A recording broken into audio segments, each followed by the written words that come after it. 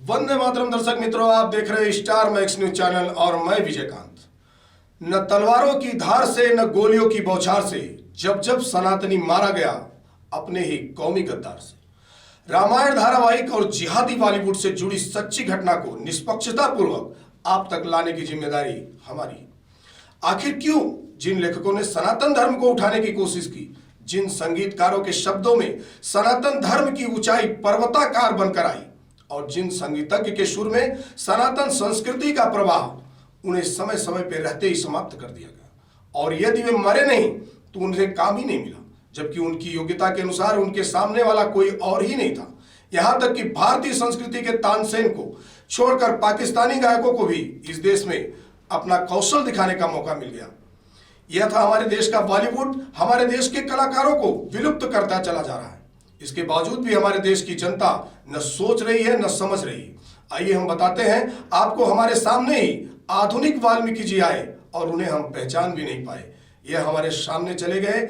जी हाँ, साक्षात वाल्मीकि भगवान हमारे बीच आकर चले भी गए और हम पहचान नहीं सके।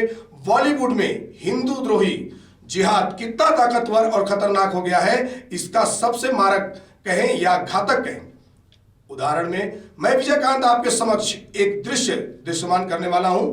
जगाना हमारा कर्तव्य है, जागना न जागना आप पर निर्भर करता है। ये बात बहुत प्राचीन है। 1973 में 29 वर्ष का एक संगीतकार ने हिंदी फिल्मों में प्रवेश किया था। अगले 15 वर्षों में इस संगीतकार ने 36 फिल्मों में संगीत दिया था।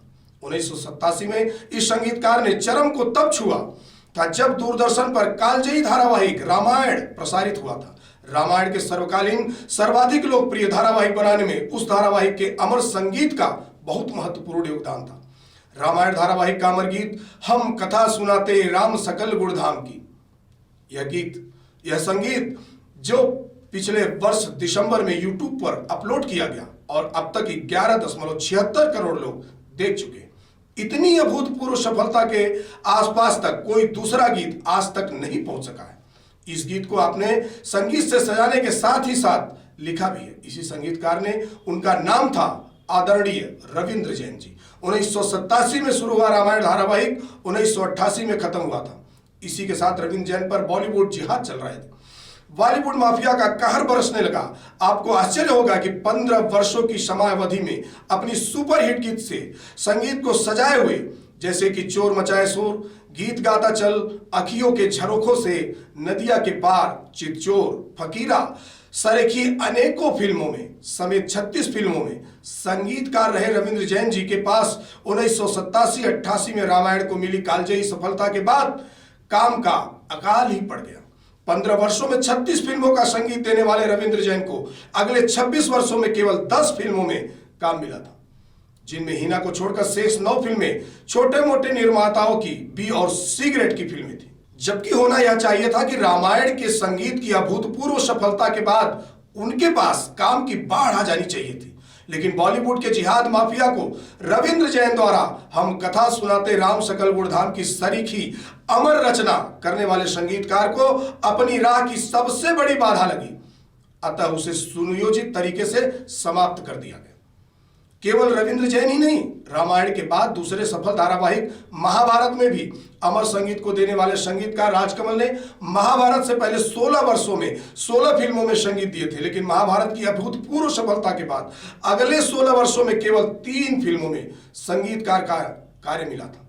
ये तीनों ही फिल्में बहुत छोटी निर्माताओं के थी जो बी और सी ग्रेड की मानी जाती है। अब यह भी जान लीजिए कि भजनों के सजे भक्ति संगीत को घर घर तक पहुंचाने वाले गुलशन कुमार जी की 1997 में हत्या कर दी गई थी। अनूप जलोटा, अनुराधा पौडवाल सरीखे भजन गायक को अचानक ही गायब कर दिया जाता है। चैनलों के पर्दों पर नाचने वाले रैपर और रिमिक्सर गायक गायिकाएं छा गए हैं। इनकी भारतीय सभ्यता संस्कृति को पूरी तरह तहस नहस करने में ये लोग लगे हुए। अश्लीलतम प्रस्तुतियां इनकी बारंबार है। एक और हैरत अंगेज तथ्य यह भी है कि जो 1954 में शुरू हुआ फिल्म फेयर अवार्ड में 1989 तक दिए गए वर्ष के सर्वश्रेष्ठ संगीतकार के 34 अवार्ड में से 3 बार यह अवार्ड जीतने वाले संगीतकार मुस्लिम थे। लेकिन इसके बाद 1990 से 1921 तक दिए गए सर्वश्रेष्ठ संगीतकार के 32 अवार्ड में से 20 बार यह अवार्ड पाने वाले संगीतकार भी मुस्लिम थे। 1990 के दशक में उभरे उदित नारायण कुमार सानू, सोनू निगम, अभिजीत सरीखे कई प्रतिभाशाली गायक उभरे और गायब हो गए। उनकी जगह पाकिस्तान के आयातित गायक गायिकाएं बॉलीवुड पर किस तरह छा गए, यह पूरे देश ने इनका नंगा नाच देखा। हिंदुत्व, हिंदू धर्म के खिलाफ बॉलीवुड के इस सुनियोजित जिहाद की यह कहानी बहुत ही लंबी है। उनसे मिले हुए हमारे एक पत्रकार आदरणीय जी ने बताया, कहा कि मैं पत्रकारिता में प्रवेश के पूर्व होटल मैनेजमेंट का डिप्लोमा प्राप्त करने के पश्चात अपनी इंडस्ट्रियल ट्रेनिंग पूरी करने के लिए मई 1991 में लखनऊ के एकमात्र पंचतारा होटल क्लार्स अवध में कार्य प्रारंभ किया था। उस समय उन्होंने बताया कि वो 91 में लोकसभा और उत्तर प्रदेश की विधानसभा चुनाव का प्रचार चरम पर था। विभिन्न दलों के स्टार प्रचारकों के रूप में लखनऊ पहुंचने वाली फिल्मी सितारों का एकमात्र ठिकाना कलाकर्ष अवध ही बना हुआ था। उन दिनों मेरा कार्य फ्रंट ऑफिस रिसेप्शन पर था, अतः सबसे मेरा सामना हो जाया किया करता था। हमारे वरिष्ठ पत्रकार ने कहा कि भाजपा के प्रचार के लिए रविंद्र जैन और शत्रुघ्न सिन्हा भी लखनऊ पहुंचे थे। रविंद्र जैन को सुनने के लिए उनकी चुनावी सभाओं में अपार भीड़ उमड़ पड़ती थी। उनके द्वारा गाए जा रहे उनके लेख, रामायण और धारावाहिक के गीतों तथा मंगल भवन अमंगलहारी सरीखी चौपाइयों पर जनता सुध-बुध खोकर झूमती थी। आइए सुनते हैं एक लाइन उस चौपाई की। जब मैं उनसे मिलने पहुंचा और डोरबेल बजाई तो उन्होंने मुझे बुलाया, लेकिन अंदर जाकर जब मैंने देखा कि वह महान विभूति पट्टे के अंडरवियर और सैंडो बनियान पहने हुए आराम से पलथी मारकर बैठकर भोजन कर रहे थे, यह देखकर मैं उनसे क्षमा मांगते हुए तत्काल वापस जाने लगा, लेकिन उन्होंने रोकते हुए कहा कि नहीं, कोई बात नहीं, बैठिए। इतने प्रख्यात व्यक्तित्व की ऐसी सहजता से हमारे आदरणीय पत्रकार, वरिष्ठ पत्रकार हतप्रभ रह गए। कुछ क्षणों की उस भेंट में उन्होंने देखा कि उनसे पूछ लिया था कि आपका होटल का बिल आप स्वयं देंगे, जबकि प्रचार के लिए आए सभी स्टार प्रचारकों का बिल भुगतान के लिए हम लोग भाजपा कार्यालय भेज रहे हैं। यह प्रश्न भी हमारे पत्रकार ने उनसे पूछा था।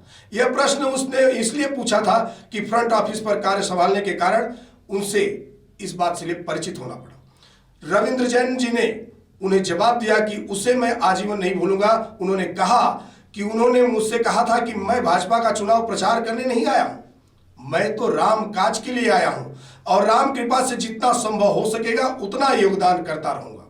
यही वह क्षण था जब रविंद्र जैन जी, हमारे पत्रकार ने अपने शब्दों में कहा कि रविंद्र जैन जी मेरे लिए केवल संगीतकार मात्र नहीं रह गए, उस दिन से वे मेरे लिए परम आदरणीय और ऐसे महापुरुष हो गए जो राम भक्त रविंद्र जैन बन गए।